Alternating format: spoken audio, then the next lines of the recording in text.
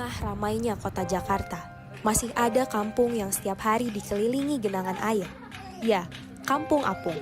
Di tengah gedung-gedung tinggi dan jalanan yang sibuk, Kampung Apung masih belum memiliki akses air bersih yang layak.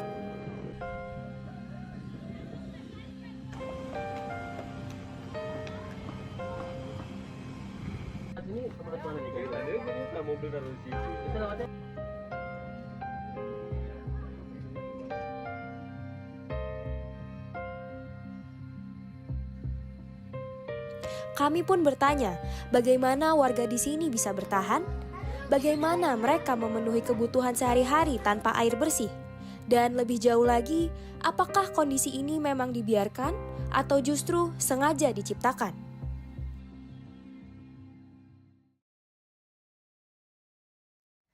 Kampung Apung terletak di dataran rendah. Dulu, wilayah ini adalah pemakaman. Hingga pada tahun 1988, sawah di sekitarnya diuruk untuk kawasan industri. Sejak itu, genangan air kotor mengelilingi kampung. Warga pun harus mengandalkan air galon isi ulang dan sumur resapan untuk kebutuhan sehari-hari mereka. Nama saya Juhri, jadi saya di Kampung Apung sejak lahir 67 tahun yang lalu. Saya lahir di sini, jadi sampai saat ini tetap ada di sini. Dikarenakan proyek gagal dari pemerintah, ada satu sosok yang memperjuangkan ketidakadilan yang telah dirasakan oleh warga Kampung Apung. Pak Juhri namanya. Beliau bukan pejabat, bukan tokoh besar juga di media, tapi di mata warga Kampung Apung, ia adalah sosok panutan. Sudah 60 tahun lebih beliau hidup di kampung ini. Namun semangatnya untuk menjaga kampung dan memanusiakan sesama manusia di kampungnya tidak pernah luntur. Iya, air bersih di sini sangat minim sekali. Artinya memang PAM sendiri tidak mengalir ke sini. Yang mengalirkan PAM ke sini ini tukang gerobaknya. Jadi di sini pakai air gerobak, air PAM gerobak. Yang biasa jual biasanya datang tiap hari atau Pak? Tiap hari. Tiap pagi? Pagi. Pagi sampai siang. Kadang sore ada juga sih. Iya. Kesediaan air bersih kan, ya namanya air itu kebutuhan hajat hidup orang banyak ya. Air bersih itu sangat dibutuhkan oleh masyarakat. Karenanya setiap saat sampai malam pun tukang air masih keliling di tempat kita ini. Air bersih dan sanitasi layak adalah hak setiap manusia. Ini tercantum dalam Tujuan Pembangunan Berkelanjutan nomor 6. Namun, bagi warga Kampung Apung, hal itu masih jauh dari kenyataan. Di tengah upaya menuju Indonesia Emas 2045, mereka masih harus berjuang setiap harinya hanya untuk mendapatkan air bersih. Ini kita di Jakarta, tetangga RT sebelah kiri kanan kita sudah masuk PAM, di kampung ini aja nggak masuk PAM. Gitu. Sampai kita sendiri untuk mengatasi air bersih itu sempat juga air ini nih kita treatment sendiri dengan akal-akalan sendiri. Kita buat 2 tangki, kita kita treatment, kita alirin terapi, memang ya tidak bisa untuk sampai dikonsumsi. Saya treatment pakai ini alat ini, 2 alat penyaring, masuk ke tangki. Dulu di sini ada tangkinya 2. Tangkinya 2 di sini, sekarang udah nggak ada tangkinya. Tangkinya 2. Iya. Ini penyaringnya ada 3. 1 di sini, 1, 2, 3, masuk ke tangki, baru dialirin ke masyarakat. Ternyata, iya, kandungannya masih tetap tinggi. Maka kalau untuk sekedar air bersih, tetap saja masyarakat tetap menggunakan air sumur biasa yang sudah digunakan bertahun-tahun. Mungkin inilah salah satu sumber kehidupan masyarakat di Desa Apung.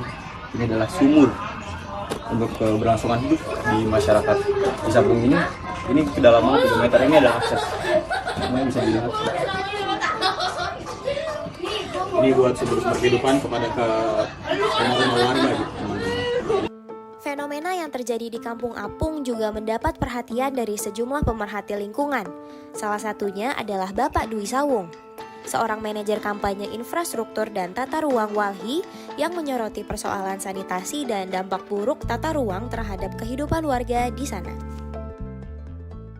Oh iya, memang kan itu ada beberapa daerah di Jakarta bagian utara ya.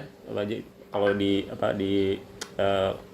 kotanya itu kan sebenarnya masuknya Jakarta Barat sama Jakarta Utara. Terutama yang di Jakarta Barat itu sebenarnya ada masalah dia akses air, kemudian juga di sebagian ke Jakarta Utara dia permukaan tanahnya turun gitu ya. Dan akhirnya jadi airnya terutama pada saat-saat tertentu itu dia nggak bisa keluar, jadi airnya mengenang di situ. Kemudian juga jadi muka air tanahnya sangat dangkal. Kemudian juga dia ada intrusi air laut bermasalah, dan ketika dia membangun sesuatu jadi agak kesulitan ya sebenarnya ya, termasuk juga bikin sanitasi dan segala macam, apalagi kalau dia dalam bentuknya, kita kan di Jakarta masih sangat minimal ya kalau yang sanitasinya sanitasi komunal ya, banyakan kan sendiri-sendiri begitu ya. Sekarang lagi diproses untuk yang komunal, tapi ya masih jauh begitu, jadi tidak ada persoalan. Nah, Warga Kampung Apung masih mengandalkan air dari sumur resapan dan jerigen air pump yang diangkut dengan gerobak. Pengerukan saluran air pun sudah dilakukan 2 kali, tapi justru menyebabkan genangan yang makin tinggi, hingga lebih dari 2 meter. Proyek pemerintah yang tidak tepat justru memperburuk keadaan dan membuat air bersih semakin sulit untuk diakses. Selama Bapak tinggal di sini, langkah-langkah apa saja yang pernah dilakukan warga bersama pengurus Kampung Apung untuk mengatasi persoalan air di sini, Bapak? Ya tadi saya bilang kita udah berusaha ya bikin bikin air bersih, kita pakai tangki, kemudian pompanya masih 2 tuh kelihatan di depan.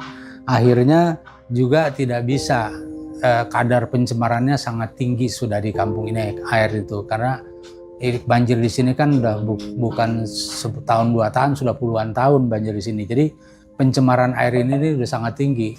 Karenanya untuk bisa dikonsumsi itu udah nggak mungkin lah kayaknya. Soal air bersih jadi masalah kan udah bertahun-tahun di Jakarta Utara, dan upaya perbaikannya tuh sampai sekarang kita belum melihat ada yang signifikan ya. Belum lagi kadang-kadang kualitas airnya juga berbeda, seringkali kualitas airnya berbeda. Bisa jadi gara-gara sebenarnya pipanya juga sudah jelek gitu ya, dan tidak mengalami banyak kebocoran, tidak ada pergantian, jadinya terjadi seperti itu. Kalau dia yang lama sebenarnya juga ada persoalan lain ya, kalau soal pemipaan, kalau dia mendiami area yang bukan miliknya itu sulit untuk memperoleh jaringan pipa dari PDAM. Tapi kan setahu saya di gubernur sebelumnya udah ada ininya SK-nya ya, jadi si PDAM bisa memberikan akses air bersih kepada siapapun yang nggak peduli soal status kepemilikan tanahnya. Jadi harusnya sekarang tuh udah PDAM udah bisa memberikan ini ya, memberikan akses pemipaan air bersih terhadap semua pemukiman ya, nggak cuma pemukiman tertentu aja. Berarti buat air bersihnya masyarakat ada yang beli, ada juga yang dari sumber sana. Kalau air bersih sih selain air konsumsi ya. Iya Pak. Kalau air bersih tetap air tanah. Nah kan mereka di rumahnya begitu punya masing-masing. Oh masing-masing. Iya. Di tengah kesulitannya dalam mencari sumber pendapatan, warga berinisiatif untuk memanfaatkan kondisi air dengan berternak lele. Tak ada yang sangka bahwa ternak lele tersebut membuahkan hasil yang cukup sekali bagi mereka. Kolam lele ini udah berapa lama Bang punya kolam lele? Untuk kolam lele ini sih kita baru setahun berjalan. Setahun berjalan. Iya. Berarti ada berapa kolam lele nih? Ada 5 kolam yang udah ada jaringnya mah. Isinya berapa bibit? Kendalanya kira-kira apa sih Bang dengan kondisi air di Kampung Apung ini buat piara lele? Ya kendalanya sih ya paling kita ya kalau lagi air surut aja berkurang aja gitu. Jadi dia warnanya agak terlalu bawah, dan kadang kalau untuk airnya kotor jelek, ada beberapa ikan yang mati. Iya, jadi karena ikan itu kan memang hidup di air, karena kampung kita ini banjir yang tidak pernah kering berpuluh-puluh tahun lamanya, dan kita bersama masyarakat itu berinisiatif membuat kolam ikan. Yang pertama tujuannya kolam itu dibuat piara ikan dengan terpal dan jaring, jangan sampai masyarakat buang lagi sampah ke dalam kolam, ke dalam air. Karena dulu timbunan sampahnya begitu tinggi, setelah dibersihkan oleh pemerintah daerah, jangan sampai buang lagi sampah ke air yang sifatnya nanti bisa menimbulkan penyakit akibat tumpukan sampah. Akhirnya kita buat kolam ikan. Nah kolam ikan itu sendiri sampai sebegitu banyak dulu, bahkan di tahun 2012, 2013 sampai 194 kolam tuh. Yang kita mulai dari satu kolam isi 50 ekor sampai satu kolam itu isi 2000 ekor. Perlahan-lahan ikan ini jadi malah jadi menjanjikan, sampai-sampai ada yang meninggalkan pekerjaannya, dia khusus dulu untuk ngurus beternak lele saja. Karena kenapa? Dari keuntungan lele itu sangat luar biasa, sudah mencukupi bahkan melebihi hasil dari pekerjaan dia. Dan ini sangat sekali membantu.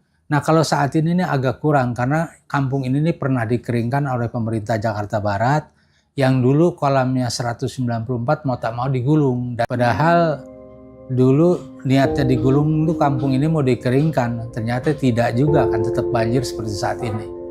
Sumber pendapatan utama warga lenyap karena program pemerintah yang sekali lagi gagal dalam mensejahterakan warga.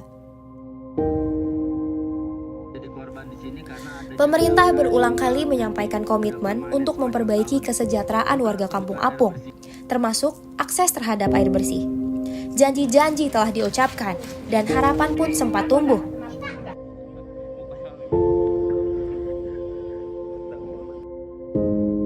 Dulu pernah ada janji dari pemerintah, khususnya dari Pak Pramono, terkait akses air bersih di Kampung Apung.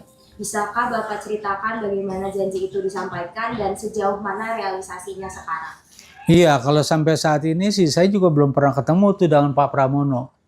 Pak Gubernur sekarang ya, yang mungkin pada saat itu dia datang, saya juga kebetulan ada di sini tapi nggak sempat ketemu, dia lewat saja. Dan saya lagi bersih-bersih di rumah belajar ini, dia lewat. Ya sudah, karena ketemu. Kalau memang dia janji seperti itu, bagus. Ya tolong tunaikan aja janjinya. Gitu.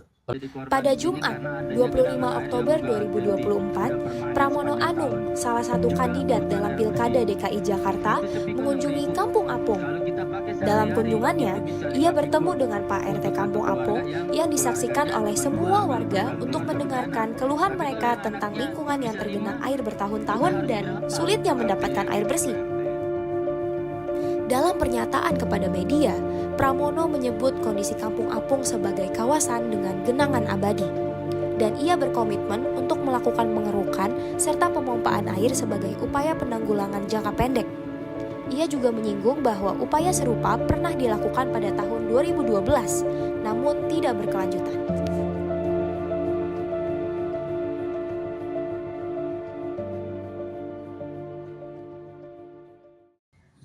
Apa harapan Bapak terhadap pemerintah terkait persoalan air bersih di Kampung Apung ini? Ya kalau buat kita sih selalu berharap ya, nggak pernah putus namanya orang berharap ya.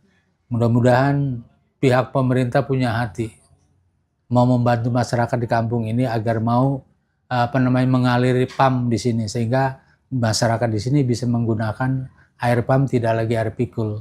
Itu saja barangkali. Mungkin kalau misalnya dari gue ya, karena kan ini kita kan termasuk daerah salah satu korban ya pembangunan dari berbagai macam gedung yang di belakang ini. Mungkin dan ini kan bawahnya juga dulu makam ya. Makam itu kan berarti kan harusnya dataran tinggi ya.